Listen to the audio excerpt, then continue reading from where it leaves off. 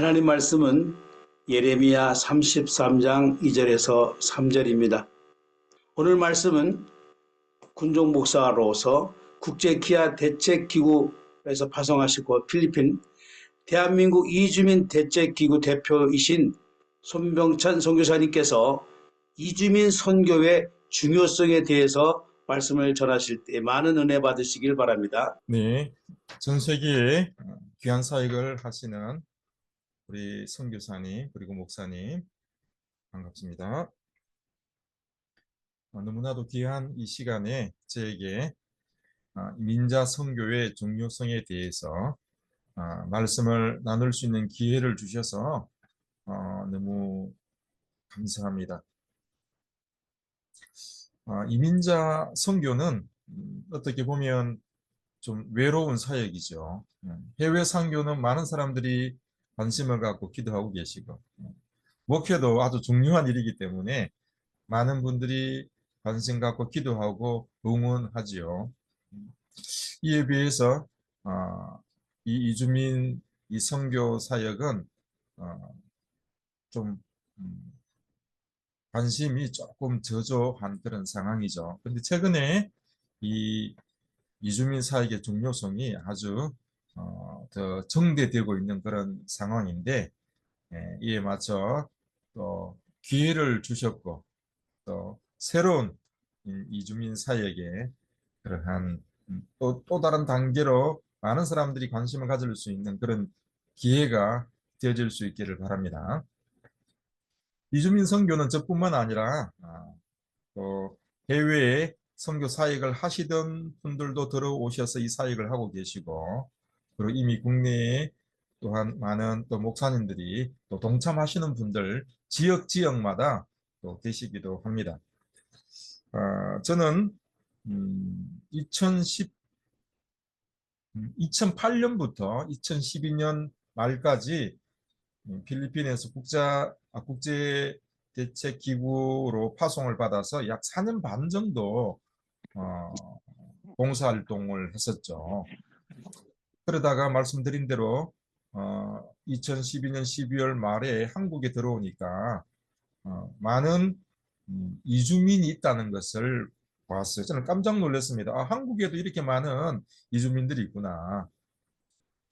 그래서 그때부터 지금까지 이주민 사역을 했는데요. 그냥 흉내만 낸 것 같아요. 흉내만 낸 것 같고 하나님 앞에 되돌아보면 또 열심히 사역하지 못한 그런 죄송함이 많습니다. 그러다가 지난 6월 15일자로 저희 부친께서 선친이 되셨어요.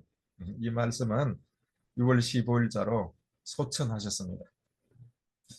제가 지금까지는 인천에서 자리 잡고 뭐 사역을 했었는데요. 제가 이제 장남이기도 하고 어머님께서 홀로 계셔서 저희 고향인 경남 하동으로 이제 이사를 가게 되었고 그리고 그동안 사역해 왔던 이곳 인천은 수도권 본부로서 이제 두게 되어졌습니다. 그래서 경남 하동과 그리고 이곳 인천을 오고 가면서 이제 사역을 하고 있는데요. 경남 하동 저희 고향에 내려가니까 그곳에도 역시 많은 근로자들이 있어요. 계절 근로자들, 농어촌을 돕는 근로자들 말입니다. 그리고 뭐 기존에 그 다문화 가정, 한국 사람과 결혼한 그런 가정들이 있고, 그리고 시골인데도 군데 조그만 공장들이 있거든요. 흔히 말하는 그 일반 그 우리 근로자, 이 나이라고 그러는데요. 아니 출퇴근 시간이 되면 막 자전거를 타고 왔다 갔다 하는 것을 봐서 저는 깜짝 놀랐어요.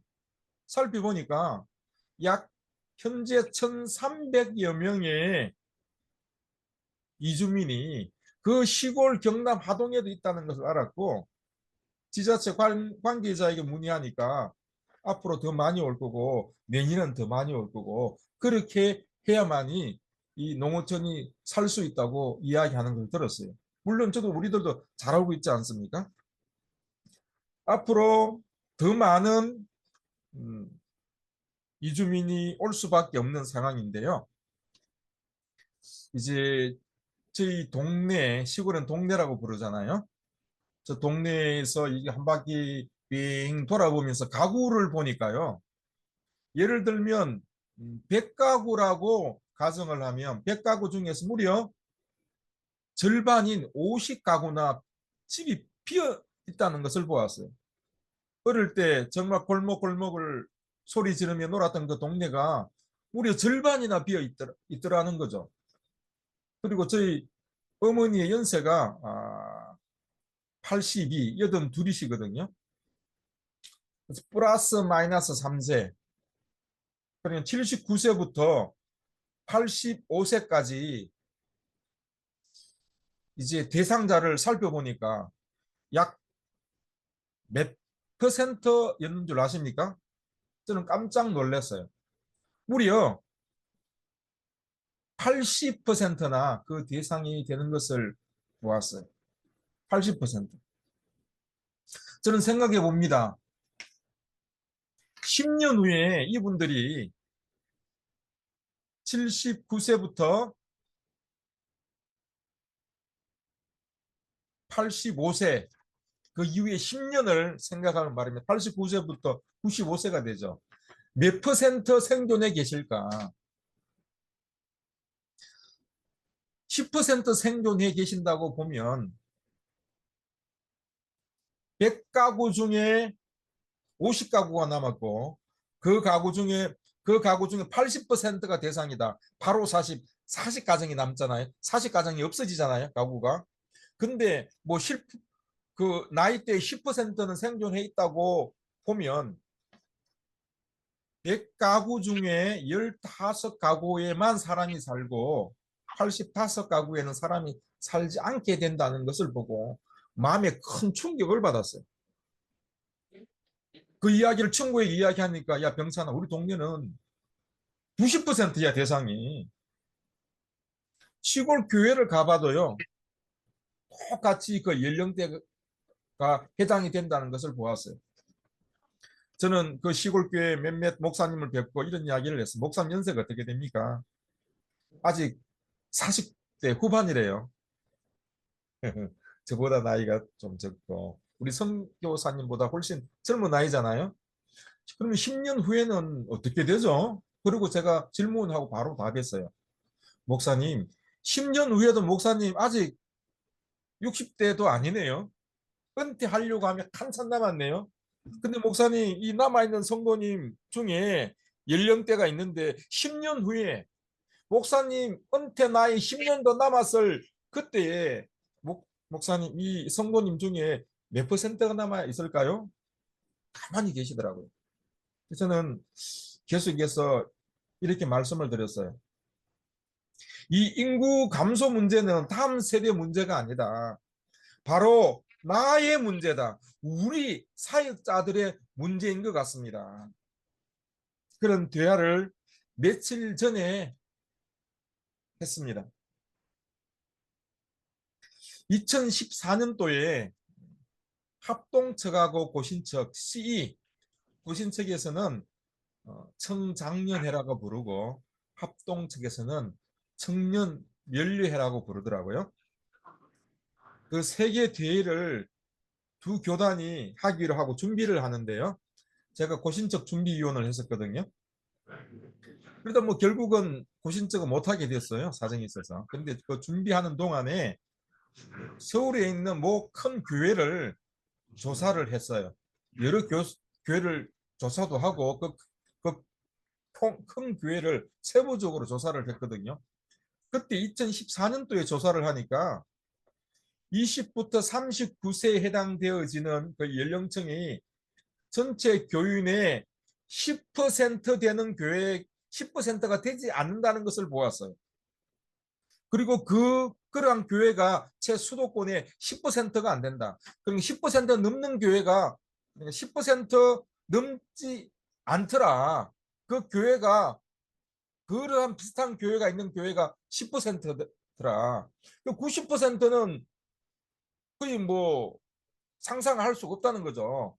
90% 교회는 다 10대부터 29세까지 뭐, 뭐 숫자가 그냥 대부분 다 아래 있다는 거죠. 그러니까 그 연령층 10% 되는 교회가 약 90% 이상이라는 거죠, 거의. 그때 저는 깜짝 놀랐습니다. 아니, 한국 교회가 어떻게 될까? 이렇게 젊은이가 없나? 최근에 모 정치인이 이런 말을 했죠. 국내 청장년들을 통한 출산 정책은 이미 한계에 도달했습니다. 이제 어떻게 하면 외국인을 선별적으로 받아들여서 건강한 한국 시민으로 양성할 것인가로 빨리 정책을 전환해야 합니다. 라고 했죠. 일본은 2019년도에 이민청을 설립을 하고 다문화 국가로 제2건국을 한다고 선언을 했습니다. 다문화 국가로의 제2건국 선언은 제가 하는 말이 아니고 일본의 정책에 그렇게 명시를 하고 있다는 거죠. 일본은 우리나라보다 더 보수적인 국가입니다. 그래서 영어도 잘 안 배워요. 그런 일본이 아무리 해도 인구 감소 문제를 해결할 수 없자 다문화 국가로 제2건국을 선언했다는 거죠. 그래서 그 결과는 다 플러스로 돌아선 것입니다. 대한민국은 가장 빠른 시간에 가장 빨리 경제 발전을 이룬 세계 1위 국가죠. 반면에 대한민국은 가장 빠른 시간에 자연 소멸하는 세계 1위 국가가 됐죠. 참 아이러니합니다. 이것이 지금 대한민국의 현실이죠. 2023년도에 청년 일자리, 그다음 출산, 기타 항목으로 무려 어느 정도의 예산을 쏟아부었는가? 여러분 놀라지 마십시오. 무려 23조 이상의 돈을 쏟아부었습니다. 그런데 너무나도 안타깝게도 그렇게 수많은 예산을 쏟아부었음에도 불구하고 그 수치는 전년 대비 마이너스라는 겁니다. 마이너스. 여러분 23조라는 돈이 적은 돈입니까? 엄청 상상할 수 없는 그런 큰 돈이죠. 저는 이런 생각을 해봅니다. 안 되는 일에 그렇게 투자하지 말고 되는 일에 반의 반만이라도 우리가 투자하자라고 하는 겁니다. 최근에 윤 대통령님이 이런 선언을 했습니다. 그것이 무엇인가 하면 국가 비상사태 선언. 전쟁 난 것도 아닌데 국가 비상사태를 선언했죠. 인구 문제로 국가 비상사태를 선언했다는 것입니다. 전쟁이 나서 나라가 망하는 것 상황 못지않게 인구 문제로 인해서 우리나라가 망하게 됐다는 거죠. 여러분, 여러 상황을 보면 여러분 이해하게 되어질 겁니다. 여러분, 국가에서 비상사태를 선언해야 되겠습니까? 저는 한국 교회가 비상사태를 빨리 선언해야 된다고 봅니다. 우리가 아시다시피 코로나를 거치면서 교회 성도의 수가 무려 20%가 감소했다고 합니다. 거기다가 여러분, 청년들이 교회를 안 나오게 되어졌습니다. 교회를 단순히 안 나오게 되어진 것을 떠나서 이 청년들이 교회에 대해서 안티한 생각을 갖게 되어졌다는데 더 큰 문제가 있고, 아예 주일학교가 많이 없어졌다. 말하자면 다음 세대에 이어갈 교회에 그 청년들, 주일학교 학생들이 없어지게 되어졌다는 것이 큰 한국 교회의 현 상황에 심각한 문제라고 봅니다. 제가 하동을 오가면서 살펴보니까 지자체에서 귀농귀촌을 유도하기 위한 탐방 프로그램을 하더라고요. 하동은 4박 5일 하더라고요. 이거 한번 목사님, 선교사님에게 좀 알려봐야 되겠구나. 그런 제가 생각을 하고 한번 카카오 단톡에 한번 그 내용을 올려봤어요. 그런데 제가 생각했던 기대 이상으로 연락이 왔어요. 어떤 내용인가 하면, 목사님, 수도권에서 미자립 교회로 사역한다는 것에 대한 아무런 희망이 보이지 않습니다. 아무리 전도해도 교회가 부흥되지 않고 임대료 내는 것이 얼마나 마음에 부담이 되는지 모르겠습니다. 목사님이 단톡에 올린 그 글을 보고 이런 생각을 하게 됩니다. 목사님이 계시는 그곳에 가서 귀농귀촌해서 봉사활동하면서 이주민 사역 하고 싶습니다. 그런 분들이 제가 생각한 그 기대 이상으로 전화가 오고 동참하겠다고 하더라고요. 그래서 이 이야기를 귀농귀촌 센터장님에게 이야기를 했어요. 그랬더니 하시는 말씀이, 이미 탐방자 신청이 끝났습니다. 그런데 목사님이 만약에 10분을 신청을 받으면 별도로 탐방자 프로그램을 운영하도록 해드릴게요. 그래서 그 내용을 제가 다 올렸어요. 그래서 이미 10월 달 10분이 이미 신청이 마감이 돼버렸어요. 며칠 안에. 그리고 11월 달도 이렇게 신청자가 많습니다 했더니 그 귀농귀촌 센터장님 하는 말이, 목사님들 이렇게 많이 받으면 문제됩니다. 그럼 11월 달은 지금 몇 명 받았어요? 네, 7명 정도 받았습니다. 그럼 그 7명은 그 명단에 올려드리겠습니다. 일반 신청으로 전환을 하는 대신에 7분은 받아들이고 나머지 분은 일반인들에게도 기회를 줘야 안 되겠습니까? 그래야지 문제가 안 될 것 같습니다. 이분도 생각을 못했어요. 그렇게 많은 신청자가 있을 줄. 저도 생각을 못했거든요. 이것이 지금 한국 교회의 현실이라는 거죠. 무슨 말인가 하면, 수도권의 수많은 미자립 교회가 희망을 잃어버리고 있다는 거죠. 이분들이 어떻게 해야 될까? 그 돌파구를 생각하며 기도하는 가운데 이게 서로 맞아 돌아갔다는 것입니다. 앞으로 전략적 귀농귀촌을 통하여 많은 지자체에 이주민 선교회 장을 마련해야 되겠다. 수도권의 미자립 교회 목사님들이 와서, 그리고 해외에서 사역하고 있는 그 선교사님도 국내와 해외를 오가면서, 그리고 해외 선교지 교회의 청장년들을 한국으로 데려오는데 계절 근로자로, 일반 근로자로, 또 결혼 이민자로 데려와야 되겠다라고 하는 겁니다. 현재 경남 하동 지자체는 한국 사람과 결혼을 하면 북에 목에 무려 20명까지 한국에 올 수 있도록 해놨어요.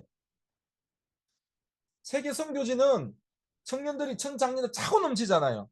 이들을 데려와야 되겠다. 이들을 데려와야 되겠다. 그래서 우리 수도권 미자립교회 목사님들과 해외 국내를 오가는 우리 선교사님들이 이제 이주민 선교사가 되어져 가지고 해외 선교지의 청장년들을 받아들여서 국내 교회도 살고 해외 선교지도 살고 세계 선교도 살아가는 그러한 국내의 이주민들이 이주민 마을을 형성을 해서 새로운 한번 시도를 해보자는 그런 마음의 그런 흥분이 되고 있습니다. 이것을 위해서 여러분들이 국내나 해외에 있는 많은 우리 사역자, 선교사님들 기도해 주시고 동참할 수 있다고 한다면 새로운 그러한 돌파구가 되지 않을까. 새로운 그러한 한국 교회에 하나님께 우리가 맡겨진 사명을 감당하는 그런 계기가 되지 않을까라는 생각을 하게 되고, 이러한 생각을 여러분들과 함께 나눌 수 있는 기회를 주신 여러분들 너무 감사를 드리고 관심과 기도를 흡수 드립니다. 이상입니다.